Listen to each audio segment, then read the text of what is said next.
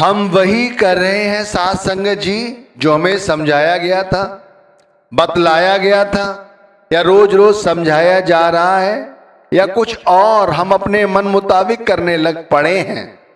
यदि नाम दान मिल चुका है और अभी तक बाहर ही बाहर भटक रहे हैं तो खुद से प्रश्न करो।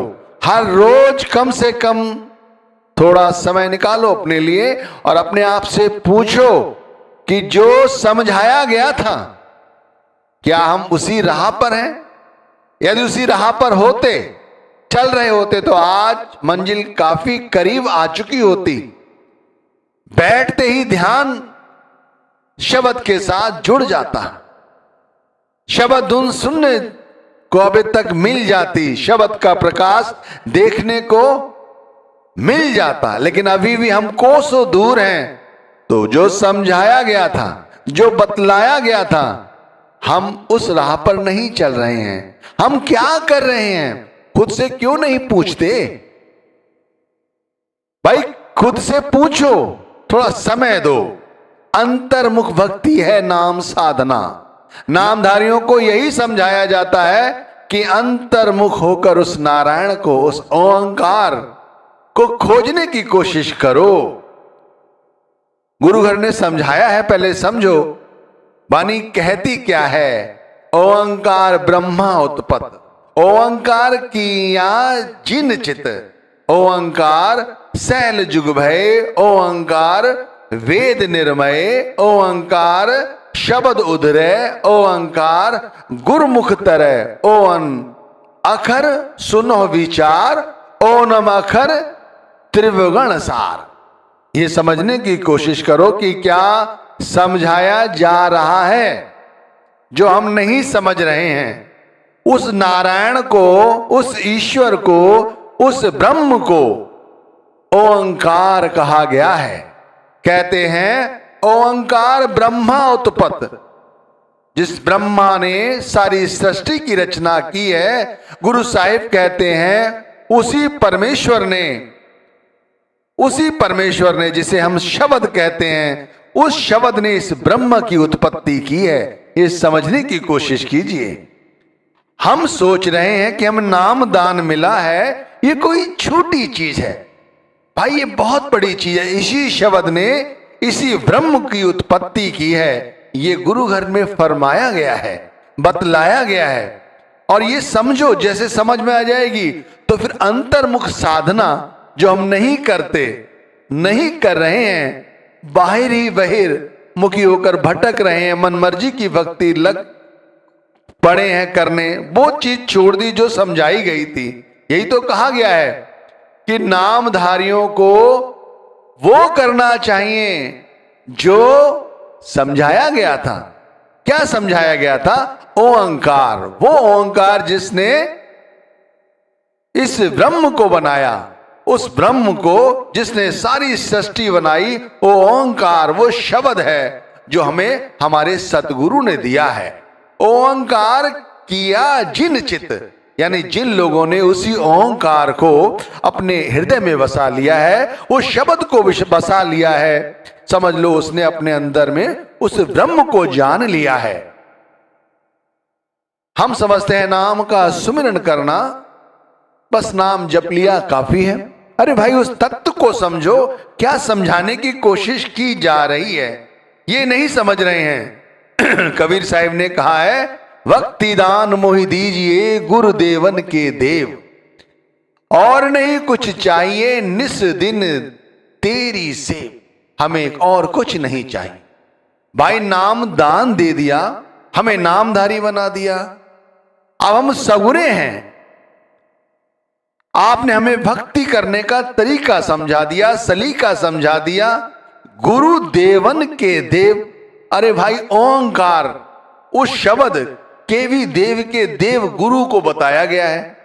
उसी गुरु ने हमें समझाया है और नहीं कुछ चाहिए, हमें तो सारी संसार की माया ही चाहिए। तो हम क्यों नहीं निरीक्षण करते? हम ये कह रहे हैं ना आपसे कि सुबह उठकर सबसे पहले अपने आप पर निरीक्षण कीजिए कि हमें क्या करना है और हम क्या कर रहे हैं, हम क्यों कर रहे हैं।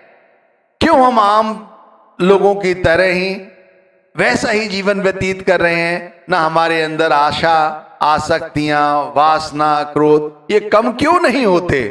हम वैसे ही सफलता असफलता में दुखी होते हैं जैसे आम बंदे होते हैं। थोड़ा सा मोह हम नहीं त्याग सकते, थोड़ा सा लोभ नहीं त्याग सकते। हम कभी भी जो हमारे कर्म हैं बताए गए हैं हम उनमें सफल नहीं होते, तो हम आम हैं। अभी हम सही तरह से नामधारी नहीं हुए हैं। जो समझाया गया है वो नहीं समझे हैं।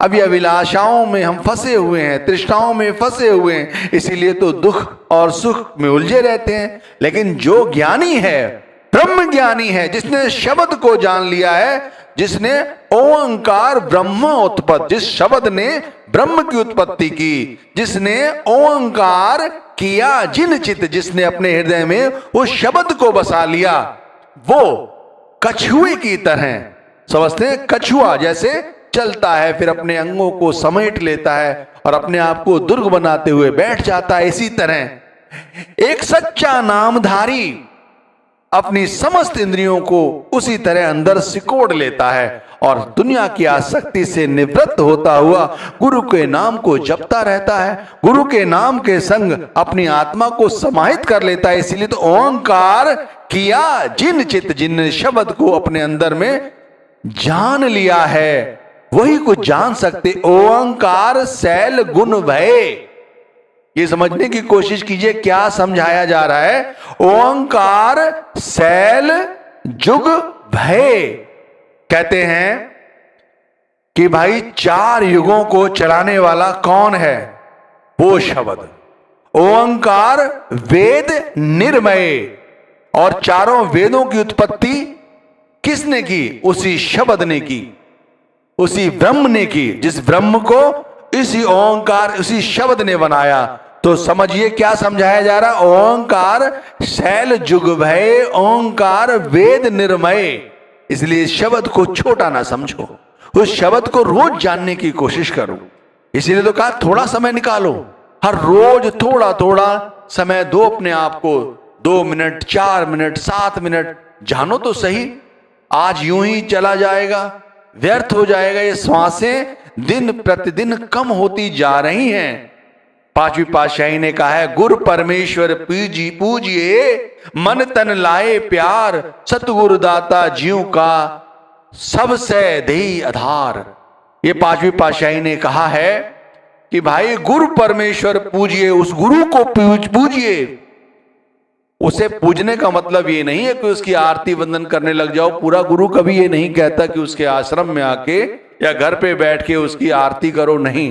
वो ये कहता है जहां भी समय मिले, जिस स्थान पे बैठे हो उसी जगह उस शब्द के साथ जुड़ जाओ, उसकी भक्ति पर करो। और गुरु नाम की भक्ति करने पर गुरु की भक्ति भी हो जाती है और परमेश्वर भी पूजा जाता है। मन तन लाए प्यार, भाई यही तो सच्चा मन तन और आत्मा का प्यार है, जो निरंतर उसी प्रेम को याद करता रहता है। सतगुरु दाता जीव का सबसे देई आधार, वह सबको आधार देता है, वही सतगुरु है, वही सबको आधार देने वाला है, सबको समझाने वाला है और समझा रहा है। लेकिन हम ही ना समझे तो कैसे? ओमकार ब्रह्मा उत्पत्ति, उस शब्द ने ब्रह्म की उत्पत्ति की, उसी ब्रह्म ने ओमकार किया जिन चित, जिन्होंने उस ओंकार को, उस शब्द को हृदय में बसाया। तो भाई उसने अपने अंतर में जाकर उससे देखा और फिर ओंकार शैल जुग भय, ये चारों ही वेद उसी ओंकार ने बनाए हैं। और इसी बात को गुरु साहिब समझा रहे हैं कि किस तरह से हमें अपने आप को उसके साथ जोड़ के रखना चाहिए। हम भाई ये क्यों नहीं कर पाते? कोई बड़ी चीज है? ओंकार शब्द उदरय, ओंकार गुरमुख तरय, कहते हैं कि वो सर्वशक्तिमान ओंकार शब्द उदरय, जो उस नारायण रूपी शब्द का सुमिरन करता है, उसे अपने हृदय में बसाता है, वो उस जीव का उद्धार हो जाता है। इसी मृत्यु लोक में, इसी माया नगरी में, इसी घर परिवार में रहता हुआ भी अपनी आत्मा उसका परमात्मा के साथ, शब्द के साथ जुड़ा रहता है। पर ये शब्द कौन सा है? ये समझिए, ये धुनात्मक शब्द है जिसे लिख के मिटाया नहीं जा सकता। वो शब्द नहीं है वर्णात्मक, ये धुनात्मक है। ओमकार शब्द उदरय, ओमकार गुरमुख तरय। और जो व्यक्ति इसके साथ जुड़ जाता है फिर वो हमेशा हमेशा के लिए यहां से मुक्त हो जाता है, उसे फिर कोई चिंता नहीं रहती। ये समझ जाइए, ओमकार गुरमुख तरय, वो भव सागर से पार हो जाता है, वो फिर 84 के बेड़े में नहीं आता। ओनम अखर सुनो विचार, ओनम का मतलब होता है ओम, यानी वो सत्य, यानी वो परमात्मा, उसे ओम नमः भी कहते हैं। ये समझिए, ओनम अखर सुनो विचार। इसलिए इस धुनात्मक शब्द को समझो, इस पर विचार करो, क्योंकि ये अविनाशी है, इसका कभी अंत नहीं होता। इसने ही सृष्टि की रचना की है। समझाया है गुरुगर ने, कितनी अच्छी तरह समझाया है कि इसी ब्रह्म की उत्पत्ति उसने की, और हमें इसी ओम के साथ अपने आप को जोड़ना है। सुनो विचार, यानी उस शब्द को सुनना है। उस ओम शब्द को सुनने के लिए हमें क्या करना होता है? शब्द का सुमिरन करना होता है। शब्द के साथ अपनी आत्मा को ध्यान के जरिए देखना होता है, और फिर उसी शब्द के साथ जब हम जुड़ जाते हैं, फिर उसका भजन करते हैं, तब भजन में हमें इसी शब्द की जो अखर है, जो शब्द धुन है, वो सुनाई देती है। और ये विचार करने के लिए गुरुघर ने हमें समझाया है, ओनम अखर सुनो विचार। ये हमें इस पर विचार करने की जरूरत है। ओनम अखर त्रिवर्ण सार, समस्त त्रिलोकी जो परमेश्वर है, शब्द रूपी अविनाशी परम तत्व की रचना इसी शब्द द्वारा हुई है। ये समझने की कोशिश करो। तो भाई नामधारी हो, और नामदान मिलने के बाद भी यदि दुनियादारी में ही फंसे हो तो फिर फायदा कुछ नहीं हुआ। क्योंकि गुरु भक्ति, नाम भक्ति जब भी कोई कर पाएगा पूरी तरह से, तो वो जब तक अपने अंतर में नहीं उतरेगा, वो नाम भक्ति नहीं समझ सकता कि है क्या। ना तो हमसे कभी ये योग हो पाएगा। योग लोग समझते हैं यही योग है जो सुबह सुबह पार्क में जाके या घर में अलोम विलोम कर लिया या कुछ और कर लिया। ये योग नहीं है।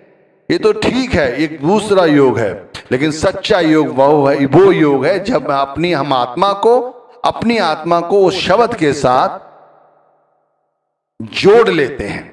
हमारी आत्मा उस शब्द को पूरी तरह से स्वीकार कर लेती है। तब क्या होता है? तब हम एक ऐसी स्थिति में आ जाते हैं जब हमारी इंद्रियां हमारी गुलाम होती हैं। अभी हम इंद्रियों की आसक्ति में जुटे रहते हैं सारी जिंदगी, और जैसे जैसे इंद्रियां कहती हैं हम वैसे ही करते रहते हैं। इसीलिए तो सफलता असफलता के चक्कर में रहते हैं, ना मोह त्याग पाते हैं, ना क्रोध छोड़ता है हमें, वासनाओं में लिपटे रहते हैं, ना कोई ऐसी स्थिति आती है कि जिसमें हम उस नारायण को, उस हरि को समझें। कहते हैं जो ज्ञानी पुरुष होता है वो, उसके लिए ये जो दिन है वो रात समझता है, और जो रात है उसे दिन समझता है।